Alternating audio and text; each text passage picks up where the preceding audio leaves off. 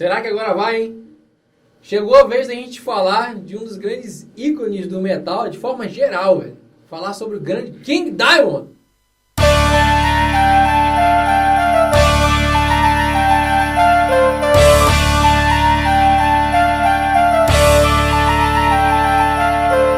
Primeiramente, vale a gente ressaltar que a carreira do King Diamond, a pessoa, ela é muito grande porque ela se mistura com uma outra grande banda chamada Mercyful Fate. E o próprio King Diamond é uma banda de uma carreira muito extensa. Então a gente vai falar sobre aquela época ali áurea, no começo deles ali, até o álbum The Eye. E eu espero que a gente consiga conduzir esse programa sem confundir a banda com a pessoa, porque a gente vai ter que falar sobre os dois de qualquer forma. Bom, o Kim Bendix Pedersen, ele nasceu ali em 14 de junho de 1956. Na Dinamarca, Denmark. E o cara ele foi responsável por inspirar trocentas bandas aí do metal de todos os estilos possíveis. O Mercyful Fate, ele se enquadra ali no que aquele pessoal chama de a primeira onda do black metal, sim, né, cara? Junto ao Sodom, ao Venom, ao Battery e o Celtic Frost, né, cara? E por conta do lado lírico da banda, do Mercyful Fate, que tinha uma tendência satanista muito grande. Que é engraçado, né? Porque os demais integrantes da banda não tinham esse pensamento ou essa filosofia. Não tinha uma conexão que o King Diamond, portanto, que nem tinha como tirar o lance de escrever, às vezes, o lance lírico do King Diamond, porque ele é a mente por trás do tudo. Então a gente tá falando nesse momento da pessoa, né, cara? E pra falar da pessoa, a gente tem que falar um pouco sobre a trajetória dele, né? Ele passou por algumas bandas que foram marcantes de certa forma. Eu acho que uma das primeiras bandas foi a Brainstorm, que é uma banda que consta, inclusive, no próprio site do King Diamond. E mais uma banda que é mais notável seria a Black Rose, que ele até lançou um álbum, né? King Diamond Plus Black Rose e tal, que era uma banda meio de rock psicodélico, e é uma das bandas ali no começo da carreira dele que foram marcantes.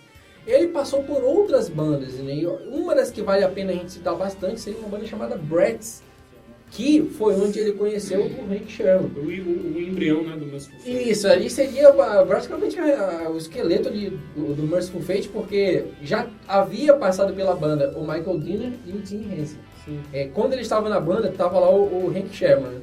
E os caras ali, por alguma situação ou outra, eles resolveram sair da banda. E aí chamaram esses caras aí, o Michael Dinner e o Tim Henson, e formaram o Mercyful Fate. E inclusive eles aproveitaram algumas músicas do Bratz, como a Death Kiss, que o Mercyful Fate colocou em alguns EPs depois, e a própria música Night Riders, que foi aproveitada ali praticamente 10 anos depois, se tornou a música Return of the Vampire, que foi aquela música da volta do Mercyful Fate após a própria carreira do King Diamond, né, cara? Mas enfim, os caras formaram o Mercyful Fate, que tinha uma abordagem de um heavy metal tradicional pesado, essa temática satânica, né, cara? E já tinha também a característica do King Diamond de pintar o seu rosto desde a época do Bratz, que não era uma banda que ele já tinha aqueles agudos característicos dele. Eu acho que ele começou a fazer isso de fato, assim, de maneira mais corriqueira no Mercyful Fate. Mas enfim, o Mercyful Fate se tornou uma banda extremamente culta, lançando 2 álbuns assim que são fundamentais, petados assim, do heavy metal, que é o Melissa e o Don't Break the Oath. São clássicos absolutos, cheio de climas e abordagens pesadas e, como eu falei, um heavy metal tradicional de respeito. E eles começaram a ter alguns atritos, né, em termos de ideias musicais, né, principalmente com o Hank Shermann, que o King Diamond já falou em algumas entrevistas que na época o Hank Shermann pensava em alguma coisa mais comercial para o Mercyful Fate. Eu acho isso até curioso, porque foi muito cedo ainda na história da banda para querer mudar de uma forma tão radical a estrutura da música, da banda, né? E o King Diamond falou que quando ele escutou o que o Hank Shermann tinha preparado para o disco seguinte, ele disse que ele simplesmente não acreditou. E aí ele simplesmente preferiu sair. E aí, na verdade, o único ali que estava realmente era o próprio King, né? Que queria fazer digamos assim, um próximo trabalho já com o foco que ele já vinha abordado nos outros discos. Mais pesado. Sim. Mas aí ele conversou com alguns integrantes, né? E a banda, na verdade, o Mercyful Fate, ainda chegou a funcionar por algum período, meio que um lance de conspiração ali, porque já havia uma decisão do King Diamond com o Michael Dinner e o Tim Henson de formar uma outra banda, né? E só que esqueceram de avisar para os demais integrantes, né? E chegou o momento de avisar, os caras saíram da banda e formaram o King Diamond, até para aproveitar um pouco do que já havia se formado de fama do próprio frontman, né, do King Diamond. E os caras tinham que aproveitar isso, né? E resolveram adotar o nome do próprio frontman, King Diamond, né? E aí os caras encontraram ali, para completar a banda, o Andy LaRocque e o Mikkey Dee, né? O Andy LaRocque, na verdade, se tornou o braço direito e o esquerdo também, né, a gente pode dizer, do King Diamond, que os caras estão formam uma dupla perfeita até hoje, né, cara? Os caras que nunca saíram da banda. O que é curioso é que o Andy LaRocque quase que não entra na banda já para a gravação do primeiro disco. Feito o Portrait. Eles já queriam, naquela época, contratar o Pat Black, que foi o cara que voltou. E ele não aceitou. Não aceitou. Deu várias negativas pro King Diamond. Engraçado quanto os caras insistiram nele, né? Estrelinha, né? Mas enfim, o Andy LaRocque aceitou. E em 85 os caras lançam aí o seu single, né? O No Presents for Christmas, que tem uma capa bem bonitinha do King Diamond com um alcezinho ali, com um veadinho na capa, né? E bom, depois eles lançaram o primeiro álbum deles, o Photo Portrait, que era um álbum que ele ainda tinha uma cara ali de Mercyful Fate. Resquício, né? Digamos que a banda não precisou batalhar muito para começar do zero, né? King Diamond já tinha esse nome entre os fãs de heavy metal. O álbum ele foi bem e mostrou uma característica que já era um pouco presente ali no Mercyful Fate, um heavy metal pesado e um álbum que ele é semi-conceitual, né? Tem 5 músicas ali, né? As primeiras 4 músicas com a última música, Haunted, contam a história da menina Molly, que ela foi aprisionada em um quadro pela sua própria mãe, né, cara? E, pô, já tem alguns clássicos de primeira, né? E o que é interessante nesse primeiro álbum é que o King Diamond fez esse álbum semi-conceitual como experiência. Eu devo ter lido uma entrevista em alguma revista, não lembro agora, que ele falou que se na cabeça dele não tivesse funcionado esse lance do conceito e tudo mais, ele simplesmente abandonaria porque ele preferiu não fazer um álbum inteiro. Inteiramente. Porque, como se tratava, lógico, ele já tinha uma história, o pessoal já conhecia, mas foi feito e tal. Mas como era o primeiro disco de uma nova banda, né, ele disse que ele não quis arriscar e fazer um álbum inteiro conceitual. E vale também frisar que o King aí desse álbum de 86, cara, Total Fruit, né, ele usa aí também, assim, bastante o agudo, né, cara? Até mesmo para justamente incorporar, digamos assim, porque o King gosta de abordar aí, digamos assim, histórias do Rick Lutz, né, cara? Sim. Então, ele, nesse disco aí, que ele usa o agudo bastante justamente para tentar interpretar aí a voz. Personagens diferentes. Né? Então, a gente já vê aí como o cara consegue manipular aí, reduzindo a voz dele para fazer os álbuns. O King Diamond, além de um músico, né, brilhante, um vocalista e tudo mais, ele é um intérprete de mão cheia. Né? Inclusive, muita gente fala que vários discos dele poderiam ter virado filme. Sim, e ainda pode rolar isso, né, cara? É verdade. Porque ainda não virou. A gente pode falar sobre isso mais à frente, já teve contato de estúdio com ele. Mas enfim, né, cara, o álbum ele traz assim de primeiro alguns clássicos como Halloween e Carol, né, que é uma música como o Fábio tava falando, que ele interpreta aquela Carol com aquela voz bem aguda ali. É sinistro, né, cara, uma pessoa sem rosto, né. É foda, é uma história de terror que fica separada do núcleo principal do álbum, mas é uma história bem foda. E, pô, depois os caras lançaram o álbum que seria 100% conceitual, seria o Abigail, né, que foi o álbum responsável por dar uma projeção bizarra, assim, pro King Diamond, que talvez, quiçá, ali superasse a época que o Mercyful Fate chegou a conseguir, né, cara? Eu já até acho que superaram, cara, porque pra muita gente o nome King Diamond tá acima do Mercyful Fate, né, cara? Atualmente, né? É. Mas na época, o Mercyful Fate, ele era um grande nome ainda, com certeza. Né? E esse álbum, ele foi muito bem sucedido comercialmente, e eu acho que a galera abraçou um pouco dessa ideia da história dos álbuns conceituais, né, cara? O álbum é completamente conceitual. Esse lance que você falou do Mercyful Fate ainda ser uma banda conceituada, é que na época mesmo, com o lançamento já do segundo álbum do King Diamond, o pessoal ainda pedia a volta do Mercyful Fate. Mas enfim, em 1º ali de julho de 1987, os caras lançaram Abigail, um álbum completamente conceitual que contava ali a história de um casal, né, da Miriam Nathan e do Jonathan LaFake, que os caras eles tinham herdado uma mansão, né, e eles iam para lá para a mansão para viver lá. e quando chegavam na mansão, tinha ali, surgia do nada, alguns cavaleiros ali de negro que alertavam que se eles entrassem na mansão ia dar treta. E Jonathan LaFay ri na cara do perigo e mesmo assim ignora todos os avisos e entra na mansão e rola merdas e merdas. É normal, né? Em todas as histórias do King Diamond não tem essa palhaçada de final feliz. Todo mundo se fode. Jamais. Todo mundo se fode e é isso daí mesmo, cara. E, porra, começa uma treta bizarra ali, os caras começam a enlouquecer. O Jonathan encontra com o fantasma do avô dele, que conta a história da casa, e ele que matou a esposa dele por ser infiel, que estava carregando um filho que não era dele, que seria a Abigail. Ele simplesmente derruba ela da escada, mata ela quebra o pescoço. E mata também o filho, né, a própria Abigail, e ele fala que de alguma forma a Abigail ficou ali encarnada ali na Miriam, e que se ele não matar a esposa dele, ela pode de fato retornar aí para o mundo dos vivos e causar altos desastres, né? E aí a história se vira em torno dessa paranoia do casal ali morando naquela mansão com fantasmas e coisas absurdas acontecendo ali, né, cara? É bacana observar como ele conseguia conciliar as letras, né, que contavam uma história, mas ele conseguia separar e transformar em músicas, e ficavam músicas sensacionais, né? E falando de música, eu acho que já no segundo álbum já dá pra perceber uma diferença com relação ao som do Mercyful Fate. Já mostra uma cara de um heavy metal, vamos dizer assim, com uma classe um pouco maior, um refino um pouco maior. E aí, talvez entre já a figura do Angela Rock. Eu às vezes penso que, como esse álbum já é totalmente conceitual, cara, eu já acho que isso talvez seria o que ele, digamos assim, iria fazer no primeiro. Né? Então, ele lançou um álbum, né, semi-conceitual, e agora ele lançou um justamente já para, digamos assim, de vez, né, abordar o que realmente ele já vinha com planos, mesmo lançando o debut, né, cara, do King Diamond, entendeu? E esse lance aqui do musical, essa pequena diferença que já é notável, talvez até o próprio Michael Denner, que ainda fazia parte da banda, já tenha sentido ali, né? Pô, já tô meio que perdendo espaço aqui, o Angela Rock já chegou já com o pé na porta.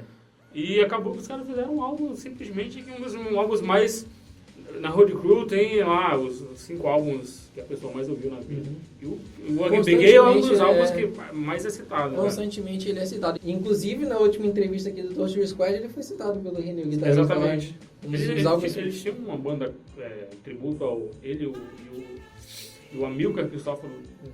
Tinha não sei se ainda tem, a banda tributo ao King Diamond. Show de bola. Mas mesmo como sendo o segundo álbum, cara, ele já se torna um grande clássico. Cara. Sim, se torna um grande clássico até hoje, um dos álbuns mais referenciados aí da banda, né? Rendeu um ao vivo, né? O Wing Concert 1987, Abigail, né? E aí o que acontece? O Michael Denner alegando aí alguns compromissos aí de turnê, e também querer passar mais tempo com a família, ele acabou saindo da banda. Tim Henson também sai da banda, né? E para o próximo álbum, que foi lançado em 13 de setembro de 1988, o Dan entrou aí o Peter Black na guitarra. Finalmente, né? Aceitou. Eu vou quebrar o galho e vou entrar nessa banda aí. O cara era foda mesmo, velho. Não, era. Foi muito choro pro cara entrar. E aí entrou também o Al Pacino, né, cara? Sim. Não é o ator. Entrou o Al Pacino aí, que passaria algum tempo na banda. E os caras lançaram o Dan, que esse foi o maior sucesso comercial da banda até aquela época. Foi um álbum que vendeu pra caramba, foi um álbum que deu uma propagação muito grande pra banda ali nos Estados Unidos. Não sei quanto a vocês, mas esse álbum Dan, cara, também já é o mais pesado dele, cara. É o que eu mais gosto. É o álbum que eu mais gosto. Acho que, e na minha opinião, ele é dessa primeira fase, é o mais complexo. Tanto na parte da história quanto no lado musical. E tem uma coisa que a gente tá esquecendo de falar aqui, a gente tem que fazer justiça ao trabalho do Mikkey Dee, cara. Sim, claro. Puta de um batera, que a gente pode dizer ali... Nesse álbum Dan, então, muito foda. Exatamente. Tá aí a introdução da música Welcome Home. Os caras simplesmente destroem uma coisa que poderia ser simples, e ele foi lá e arregaçou. Sensacional. Então a banda tava ali acho que no ápice, né, cara? Sim, ele tava... Ou num dos ápices. Eu acredito que o Dan seja, assim, o ápice dos caras, assim, de criatividade. Porra, tava muito foda. E, assim, existe uma química com a banda muito foda também. Eu acho que o Angela Rock tava cada vez mais dominando ali em termos de solos. Porra, sensacional. O álbum, ele é pesado, tem várias músicas sensacionais. A história, ela é estupenda, assim, uma das histórias mais elogiadas de toda a carreira da banda, que conta a história do King, que é um personagem, não é o vocalista, né? Que tem uma casa ali, que os caras recebem a avó deles, que havia passado longas férias, não fica claro onde é que ela tava. E ela chega lá e começa a causar altas tretas, né? A velha tomava a porra de um chá de Santo Daimon lá e ela tinha umas reuniões com seres invisíveis. E aí o King ficava observando isso daí no quarto, espreitando e tal. Via as xícaras levantadas ali, ninguém segurando as xícaras. Era bizarro. E aí chamava a irmã também dele, a Missy, pra ver, né? Rolava os rituais ali, assim. E aí a velha vê os garotos vendo isso daí e tal. E aí falam que não, é pra esquecer tudo isso daí. Enfim, só sei que a velha consegue matar a neta, né, a Missy. E os caras começam a misturar sangue no chá. É o sangue da filha da velha, que no caso é a mãe do King, né? E ela começa a enfraquecer com o tempo. E aí o King, para tentar salvar a mãe dele, tenta começar a destruir tudo, né? Mata a velha e tenta destruir o Bully, que é o tal do Amon, que era onde surgia a força deles, né? Que é o nome do álbum, eles, né? Que era a força desses seres aí que frequentavam a casa. Enfim, eu só sei que acontece uma bagunça dos caralho e o próprio King, ele é internado. É uma história muito foda, cara. Desencadeando uma grande tragédia, cara, na verdade. Sempre caminhando para algo trágico, né, sim, cara? É muito importante você pesquisar e ler cada letra das músicas, porque elas te contam detalhes de uma história que ela é contada de forma muito grandiosa. Porque você sabe que em músicas você não tem tempo para dar muitos detalhes como em um livro. Eu acho que o King, ele conseguia ter essa percepção de fazer um resumo ali, em forma de uma canção, que é espetacular, cara. E a capa, pra mim, se não for a melhor, a capa da carreira do King Diamond é uma das melhores. É uma arte belíssima. Discreta, serena, né? Um tipo de terror, uma casa ali normal, uma capa até inofensiva, né? Depois que você lê a história, você vê que você começa a ver a capa de outra forma. Né? Todas as capas de King Diamond, elas são dessa forma, né? Bom, e o próximo álbum ali, em 1989, seria Conspiracy, que volta a contar essa história. E seria uma continuação da história de Dan, né? É um álbum que ele teve muitas tretas, né? Não só na história como na vida real, porque o álbum ele contou ali a princípio com a produção do Chris Sangares, que é um cara que a gente já falou aqui, produziu, por exemplo, o Painkiller do Judas Priest e bandas nacionais também. E só que o King Diamond chegou a dar algumas declarações bizarras sobre o Chris Sangaris, chamando ele de gordo, caralho. Falando que ele queria mudar a forma como o King Diamond cantava, queria tornar a banda um pouco mais comercial, fazer com que o King Diamond fizesse coisas que ele jamais faria na carreira. Logo no início já não deu certo, né? Não deu certo. E aí, os caras, ele foi tirado e chamaram outro produtor para fazer principalmente as partes vocais. Então a treta começa por aí. A outra treta seria que o próprio Mikkey Dee ficou meio que bolado ali com essa situação da banda ter ficado centrada demais no King Diamond, mas exatamente. Poxa vida, o que se pode fazer, né? E aí o cara resolveu sair da banda. O King Diamond era um cara muito criterioso com as pessoas que entravam na banda, então ele não queria colocar qualquer pessoa ali na banda, né? Ele gostava muito do trabalho do Mikkey Dee. Tanto que anos depois ele disse que sentia falta até da amizade do cara, só que ele queria alçar voos. E foi o que acabou acontecendo, ele encontrou o seu lugar no Motorhead, né, cara? Uma pequena banda do mundo aí. E aí ele também conseguiu convencer o Mikkey Dee a participar do projeto como músico contratado, né? Ele é o cara que toca bateria nesse bando como músico contratado nesse álbum. E, o álbum, ele mesmo com toda essa carga assim de pesada fora, né? Fora da música, né?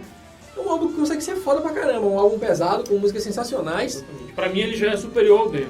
Eu acho ele bacana pra caramba. Eu acho ele foda. Eu já deixo ele no mesmo quase nível ali mas eu conheço muita gente que acha também que é um dos melhores álbuns do King Diamond, cara. Eu não vou dizer ainda que é o melhor, talvez a gente nem chegue no que é o melhor pra mim. Sleepless Nights, cara, tem música muito foda ali, cara. E a capa também, a princípio, tinha uma capa desenhada que era muito bacana, que aparecia o personagem King já adulto, jogando pra fora de um caixão. Então foi uma capa que ela foi pra fora da casa, né, da casa Amon, que foi bloqueada pelo King Diamond, que não gostou da capa por alguma razão. E é legal, cara. A capa é muito legal. Quem tem essa prensagem com essa capa tá feito, porque virou item de colecionador super caro, né? E foi trocada por uma capa que vinha o rosto do King Diamond com uma nova maquiagem, por quê? Teve um processo que o Gene Simmons, as viagens do Gene Simmons, uma delas. Gene Simmons, o inventor do Corpse Paint, né? Achou, encasquetou que o King Diamond tava...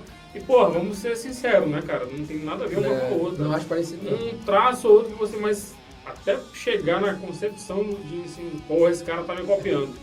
E lasca ali o processo. E o que é legal foi a postura do King Diamond.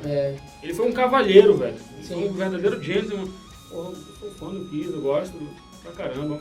Beleza, pra não criar problema, vamos fazer outra coisa. Trocou a maquiagem, uma maquiagem muito mais assustadora, que inclusive é engraçado. Essa capa com o rosto dele foi bloqueada em alguns países aí, trocaram a capa, né? Foi censurado. E fora que o próprio King Diamond ele já deixava há muito tempo claro que a inspiração dele pra esses corpse paint foi do Alice Cooper, né, cara? Sim, exatamente. Fazia isso desde os anos 60, né? Inclusive foi no período ali do Conspiracy que o King Diamond ele foi chamado para fazer um storyboard para uma empresa, para um estúdio de filmes de terror.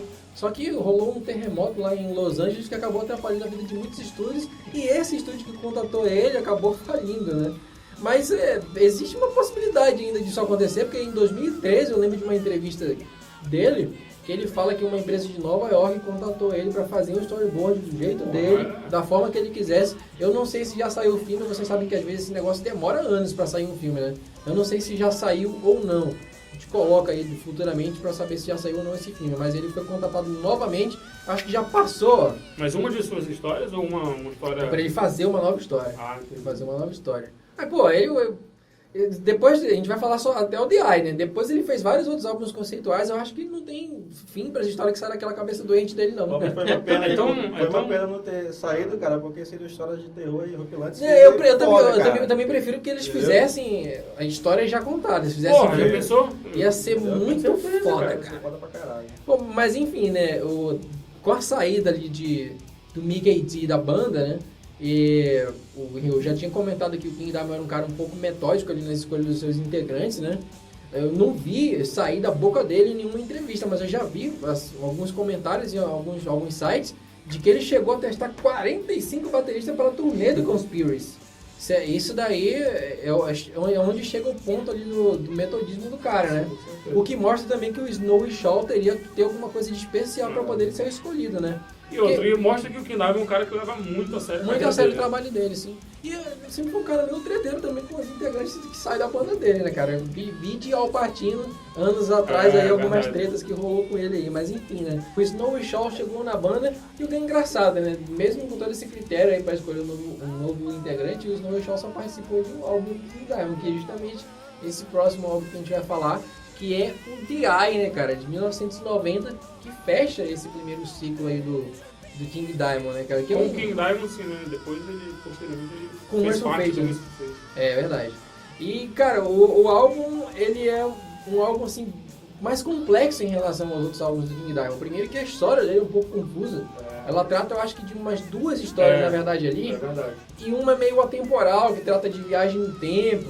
Ele fala... Tudo gira em torno daquele colar que fica na frente do álbum, né, cara? Que é o The Eye, né? Que é o nome do colar, né? Eye of the Você Witch. não pode olhar diretamente pra ele. Não pode olhar diretamente, senão só dá merda. Ou você morre, ou você... Enfim, o primeiro personagem, que seria uma espécie de um narrador, ele olha diretamente para o olho e ele é transportado para o passado na época da Inquisição, né?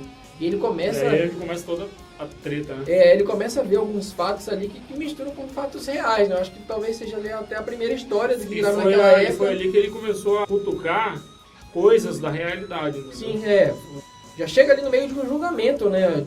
De uma bruxa ali que está sendo queimada na moral e o texto dela, na fala dela, ela nega até o final de que ela não tem culpa de nada e mesmo assim ela foi queimada, né? Já aconteceu isso com... Tratando-se de uma história de terror, né?